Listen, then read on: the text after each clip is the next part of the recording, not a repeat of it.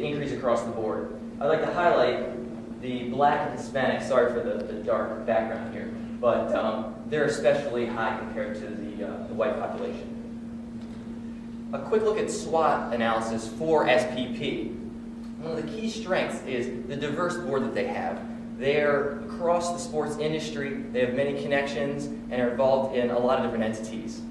On the weaknesses side, one of the difficulties is the scope of obesity. It is a huge topic and very difficult to get your hands around really how to start solving it. On the opportunities side, right now the federal government is working on a program to increase awareness for obesity, and that fits in nicely with our objectives and our goal.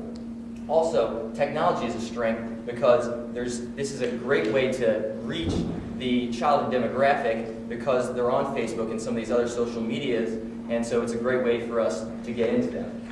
On the on the threat side, unfortunately, is technology as well. Because of these increased opportunities for children, they're on the couch more, in front of the computer more, and so they're not being as active.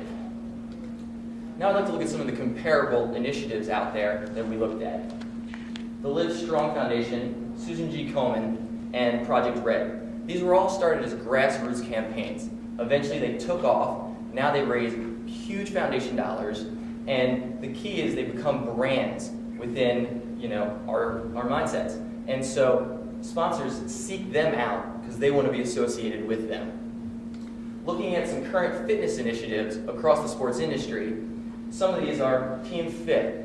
The Nuggets and the Avalanche, hockey and basketball, have come together and they send their trainers out to talk to classrooms about education and how they can eat right. NFL Play 60 is a new one that the NFL is pushing, where they're trying to get kids to go out and play for 60 minutes to increase their activity levels. And then VERB is the Center for Disease Control's effort to combat obesity.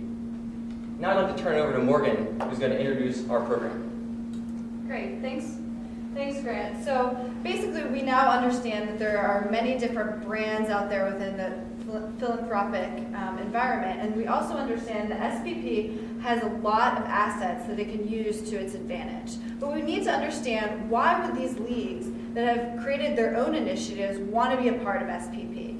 So that's what we're going to go over right now. SPP's value proposition to these various philanthropic efforts to combat obesity is that they can become the center of excellence. What we really want here is to come up with a way to collaborate between these various organizations, all within their own efforts. We want to harbor collaboration, to have best practices and really synergy between these various organizations. By coming up with a think tank to really combat this problem, we can go over improved efficiencies for some of the programs and how we can use one program that was successful at one organization and really come up with a comparable program at another organization. By this, we can also track the success of the programming, we can evaluate what's working and really come up with the standardized metrics, and we can also help these organizations link resources. As we mentioned, the board of SPP is very, very well connected within the industry. They've been in many different roles and have connections with many different people. We want to be able to link those resources. But as we mentioned, we want one common theme.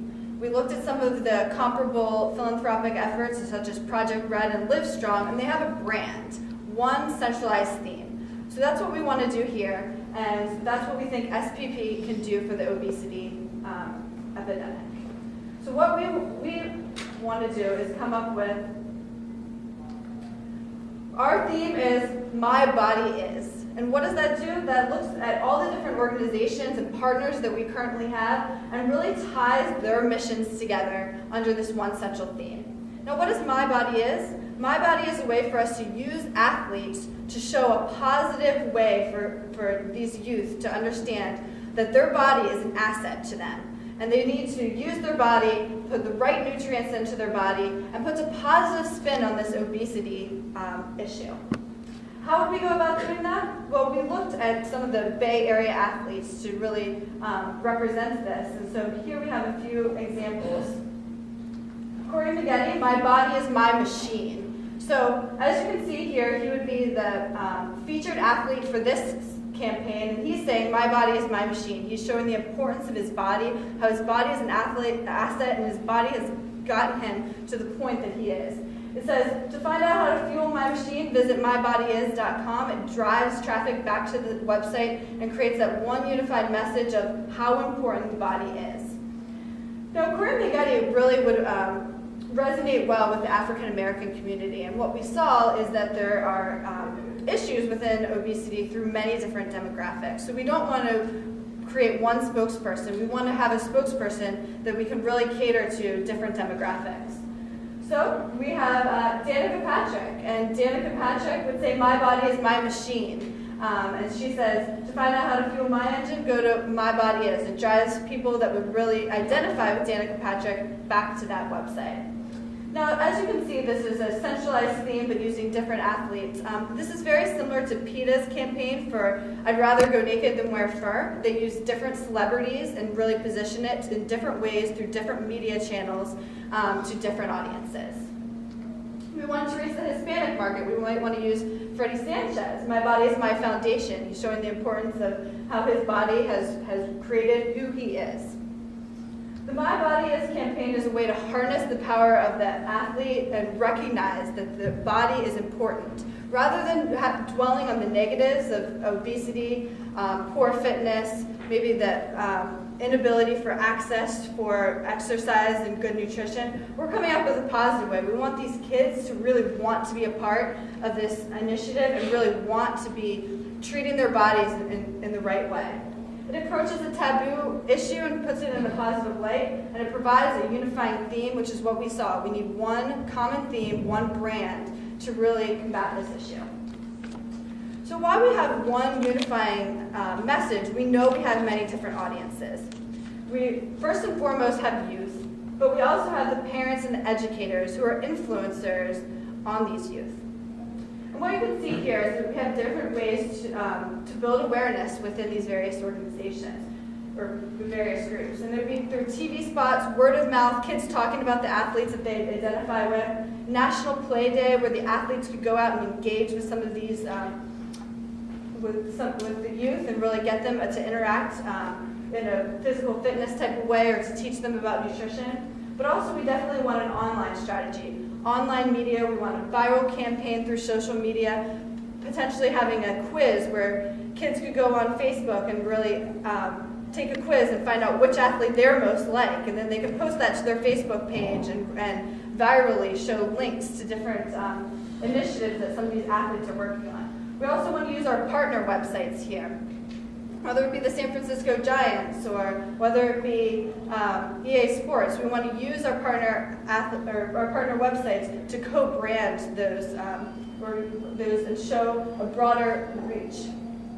And as you can see, we want to build from awareness up to loyalty. We want these kids to understand what the awareness campaign is, but then we want them to eventually be engaged, adopt this, and then lastly, become loyal. We want them to change their lifestyle and this be an ongoing initiative. This isn't just for youth, this is building a foundation so that when they're parents, this is important to them, this is values to them that they instill in their children.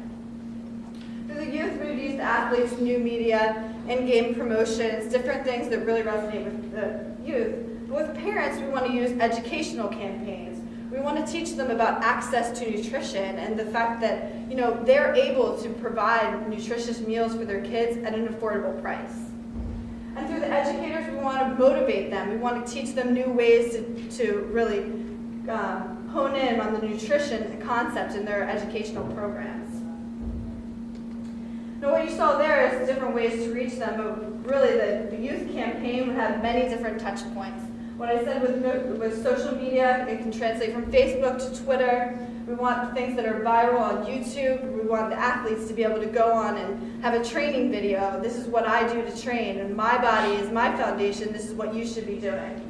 LinkedIn is a way to reach out to the parents, potentially posting different menu options that they've used that are very affordable that maybe other parents would like to use that really teaches the kids about nutrition. We have books and whistles there. The educators and the coaches, different people that are influential in the kids' lives. We have a commitment card. A commitment card is going to be talked about later, but a commitment card is for a way for the students to really show that they have a commitment to this campaign. most importantly is through the leagues. The leagues are our partners, and it's something that the kids really identify with and look up to, and so we want to use that to the best of our ability and try to do promotions with these organizations to really create a much larger campaign. So I'm now going to turn it over to Julia, who's going to talk about some of the tactical ways to approach this. Different promotions with our retail partners, whether it be merchandise or food and concessions, that would really give children the opportunity to engage in things and feel rewarded for what they've done. Next, we want to activate this program with our teams. So the fuel, my body is fueled. We would give out promotional gift cards that target healthy eating. Something else we would do is, and another team does this right now, we think it's great, is send out team trainers to educate students and team dance teams to teach students about eating well, and that moves right into being active. We would give kids branded sporting equipment, for example, that encourages kids to engage in both structured and unstructured play. We know, particularly for very young children, unstructured playtime is very important for them to stay fit. Something else that we would love to do is have EA Sports roll out some sort of web-based video game on our website to get kids into the game. Another thing we could see doing is having a dance-off event for parents and kids. It's not a team sport, it's something a little bit more low impact. You don't have to be great to do it, but it's still a lot of fun. And finally, take my parent to the gym day. So we want to reward the parents as well for engaging with the kids in these events. And so parents could go to 24-hour fitness, for example, and have a free day at the gym with childcare. We want to do this through a grassroots campaign as well as the ways that Morgan mentioned. So something we're really excited about actually is take action. You see this picture of the player doing a sort of starfish here. That could be any kind of exercise. We love the idea of our athlete partners. Every time they score a goal or score a basket, they do this symbol, and the kids get up and do some sort of exercise as well. And you could envision a crowd of people, at a game, and somebody scores, and everybody, all the kids in the room, get up and run in place or do a jumping jack. We want to work with area nonprofits, schools. We want to particularly focus on schools that our properties already work with, faith-based organizations. Those are entities that the government has actually identified as good ways to get the word out. And also athletes' foundations, because we've noticed it's been in the news a lot that athletes have foundations, they're raising money, but they're not exactly sure what to do with the money. And so we would say, bring all the money into SPP because we have the best practices, and that way your foundations can continue. Next, I'm going to turn it over to Ian, who will talk about the money.